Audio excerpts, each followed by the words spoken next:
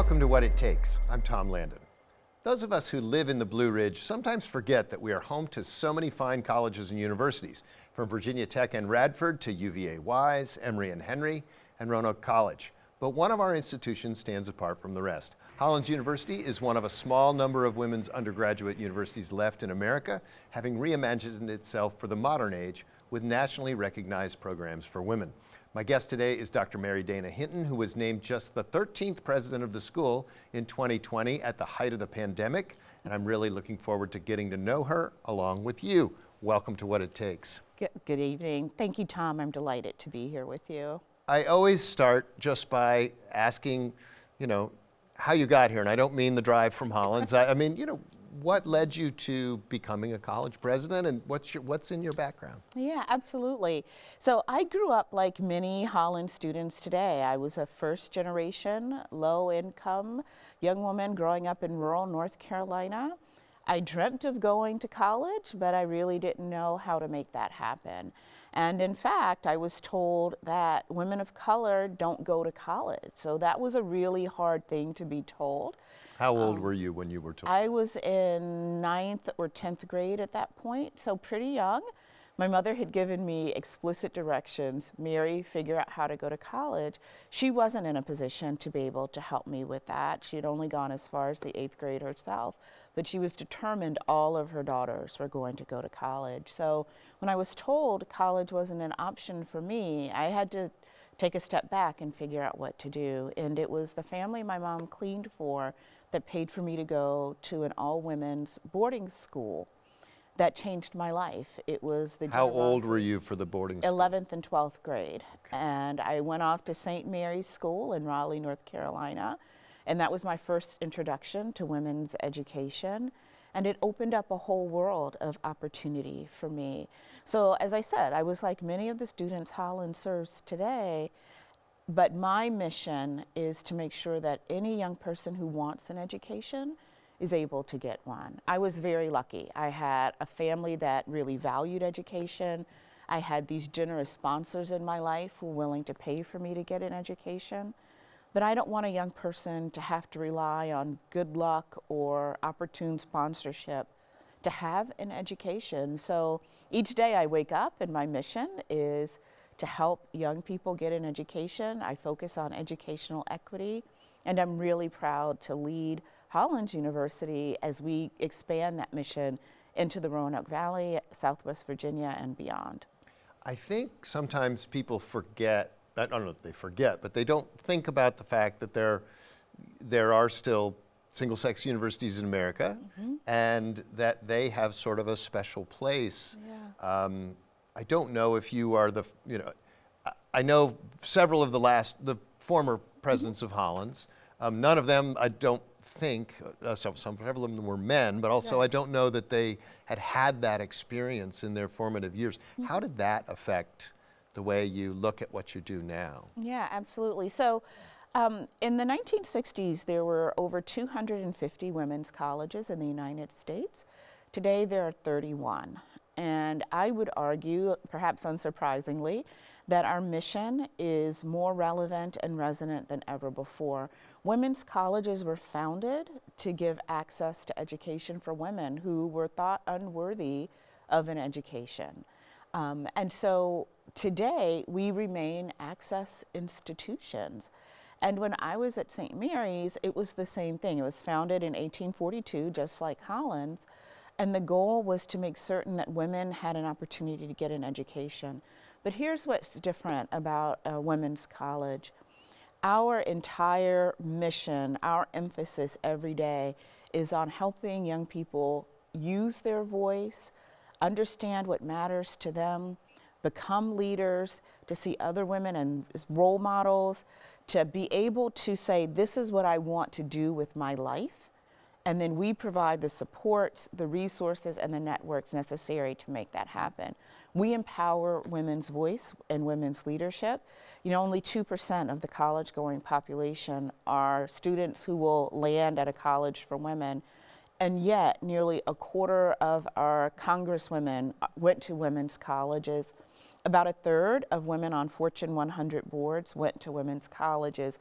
So there's something very special in the way we help people learn to use their voice and give them the confidence to use their voice. And obviously, as a student, you were a good student, right? You must have been a pretty good student. Did you describe your, maybe even before you got to the women's school, Yeah. what were you like in the classroom?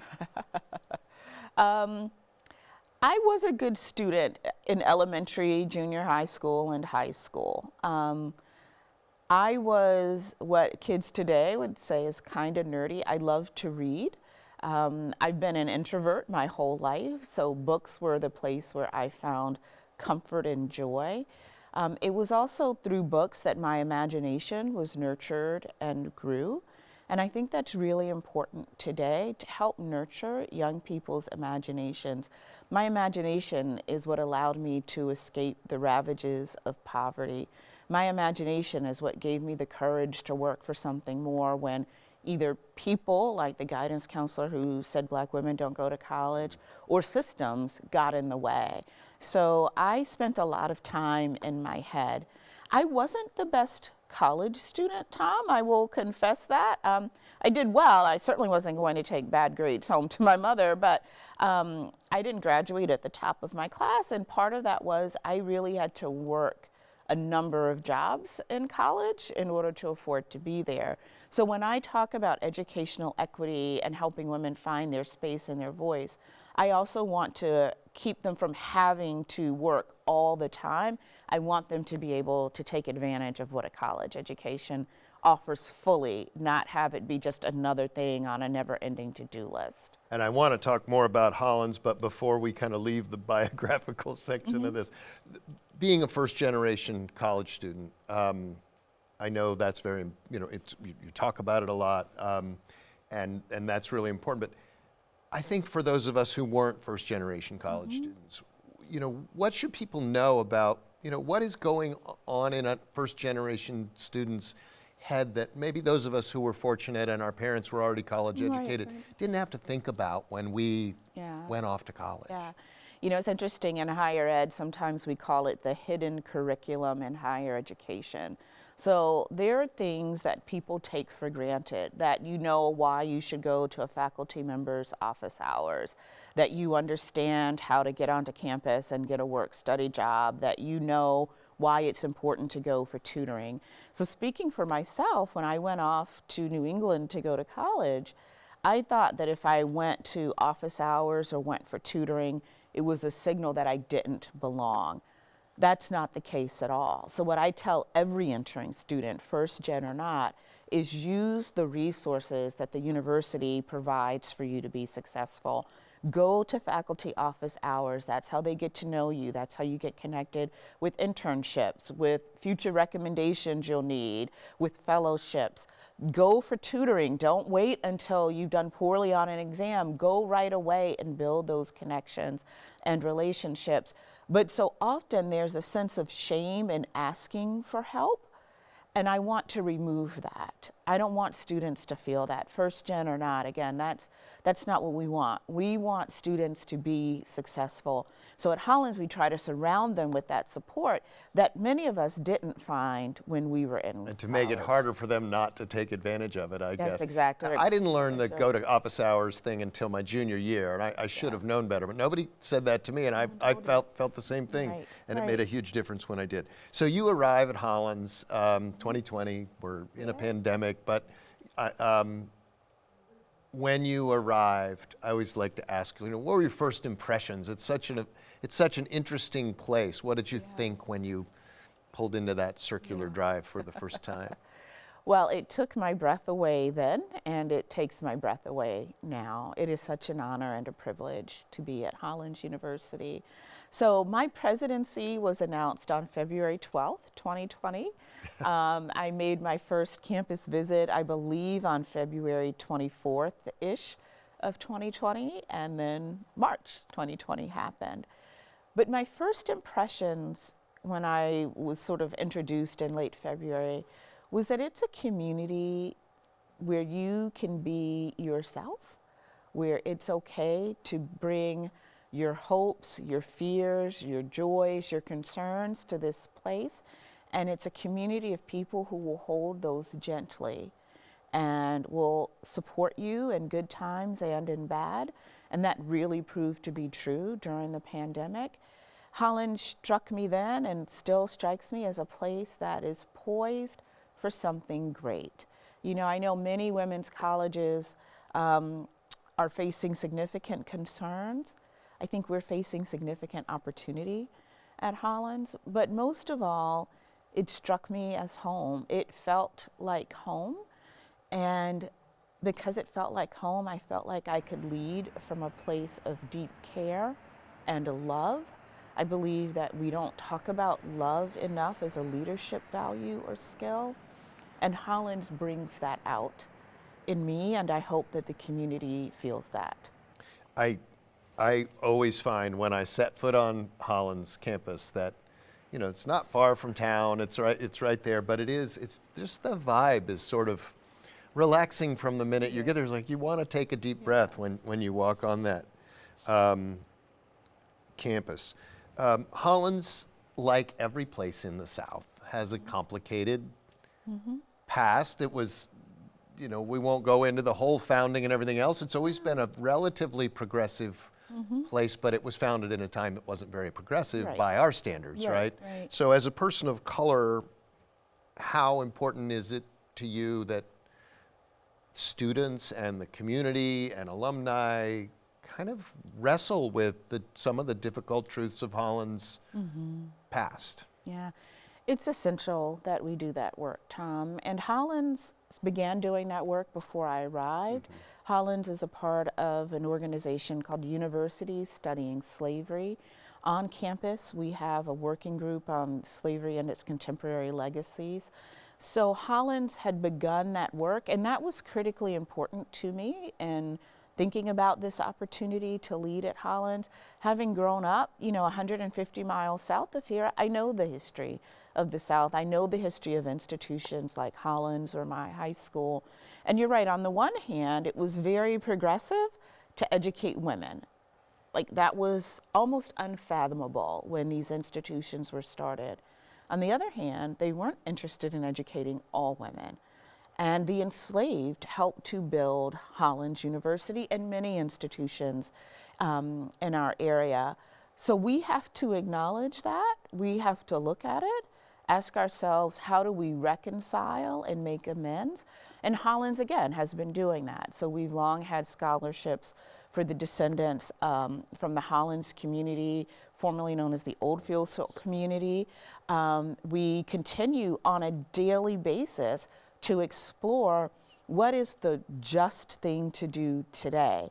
We often look back and think, well, what we should have done, but I want us in this moment to ask ourselves, are we acting with a just, equitable mindset? So it's not just reconciling our past, as significant as that is. I mean, Hollins didn't admit its first Black student until 1966. I have the privilege and pleasure of knowing her, and she's outstanding. So I feel strongly I owe it to the people who built Hollins, to the Oldfields, now Hollins community, to Cecilia Long, our first graduate. I also owe it to every student today to make certain that equity is at the forefront of what we do. You mentioned how you want to make sure that everybody who wants an education can get one. Forming a freshman class is always it's a chemistry experiment, right? But what is a typical, or what do you look for in a Hollins undergraduate student? Yeah. So at the undergraduate student, I would describe them as fiercely intelligent, deeply compassionate, independent thinkers, idealist. Our entering classes now are about 1/3 American students of color, about 8 to 10% international students. Hollins undergrads are about 40% come from 40% low income families. and about 30% are first-generation college students. So a typical Hollins student, I'm not sure you could find Right. one, but if you did, they would look like the world at its best. People who are committed to understanding how they can serve the world, how they can lead, how they can make the world a better place. And I'm really proud to be journeying with these students who are so eager to make a difference in the world. Right. Like the rest of us, Hollins has had to sort of address changing attitudes towards sexual identification. I mean, if you call yourself a women's college, you know, that's fantastic, but you know, it brings up a whole host of potential hurdles. And how have you all navigated that as an institution with admission and retention and everything else?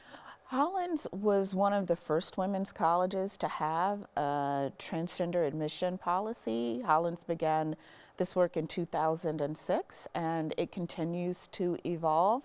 Our most recent update to the policy was in 2019, and we ask at the point of application, do you consistently live and identify as a woman?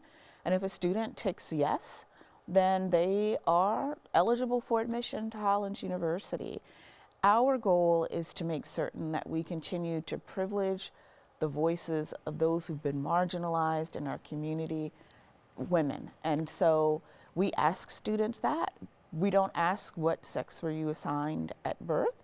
If a student changes their gender expression or identity, once they're at Hollins, they remain at Hollins, and we love and embrace all of our students, and we want them to be successful. And I know that there has been controversy around that, and I love that you say, you know, our current policy, because things change and policies can change and all of that.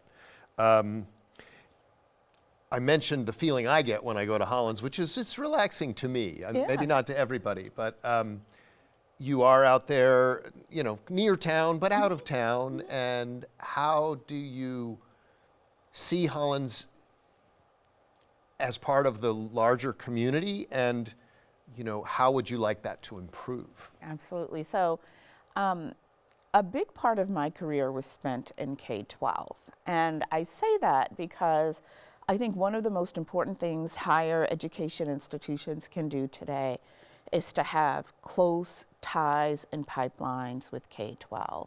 And so one way that Hollins is actively involved in the Roanoke region is through partnerships with our public schools. I have the privilege every now and again of sharing a meal with our public school superintendents, whom I delight in. She's fantastic. She's sat in that chair before, and she is just fantastic. I've also met with the superintendents from Botetourt, Salem, Roanoke County. I mean, these are folks who share a commitment towards educational equity. And so I believe that one of the most important things we can do is build a pipeline. And one big step that Hollins has taken to ensure we are providing opportunity in our region is the creation of the Hollins Opportunity for Promise Through Education Scholars Program. We announced this last year. It is a program wherein if a young woman within 40 miles of Hollins, so a pretty broad reach, is admitted to Hollins and applies for the scholarship, she can attend Hollins tuition-free for 4 years. Wow. And so that's one way we are eager to give back to the community. I can't imagine a greater gift to that individual, but I always say education is not just an individual endeavor, it's a communal endeavor. It's how we want to say to this region, we thank you for your support. We want to play a role in educating the next generation, and that's something we've been very proud of. We were hoping for 7 Hope Scholars this year. 31 Hope Scholars later, we could not be prouder of the students who have come right from home to attend Hollins tuition-free. And hopefully that keeps our smart kids home where That's they exactly can right. do a lot of good. Right. So that's connecting with the local community. When I was in college, I don't know about you, but when I was in college, I didn't know anyone who studied abroad. Now it's just part of the deal, Yeah. right? The kids expect that, oh, I'm going to get to spend a semester in Absolutely. Scotland or wherever. Right. Tell me a little bit about Hollins' connection to the global Yeah. community. So our initial connection is that we have a number of international students on campus, which I'm very, very proud of. We have students from Nepal and Vietnam and the Caribbean. So we're really proud of the students who choose to come to Hollins to be educated. And about half of our students will then go study abroad somewhere. Now that number decreased a little bit during COVID times, but we're beginning to see it tick back up. We have students abroad right now. At Hollins, popular places are London and Paris, Japan, Kenya, Costa Rica, Spain. So we're really excited about our ability to go out and make a difference globally. And we were one of the first women's colleges to really have a robust study abroad program, and we're proud to continue that tradition. What's the pitch? When a student applies to Hollins, one can assume they've also applied to several other schools, right? So if you want to get that student on campus, what are the kinds of things that you make sure they know about Hollins? Well, I think you're talking to both prospective students and to their parents. Right. So I think what students want to know is whether they can come to Hollins and be their authentic selves and be okay.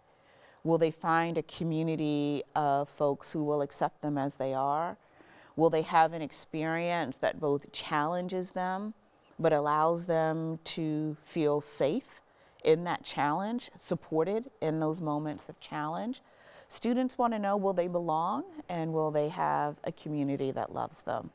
So that's what we say to students. We're independent minds lead exceptional lives. That's what we do at Hollins. We bring in independent thinkers who know that a solid liberal arts education in a nurturing environment, you can do anything. Parents want to know, will my child get a job? Can I afford this? So we work really hard on the financial aid front to make Hollins affordable for families. And we also talk about the fact that, 98% of our graduates from 2019 were employed or in graduate school within 1 year. We talk about the fact that 75% of our students will do at least one internship.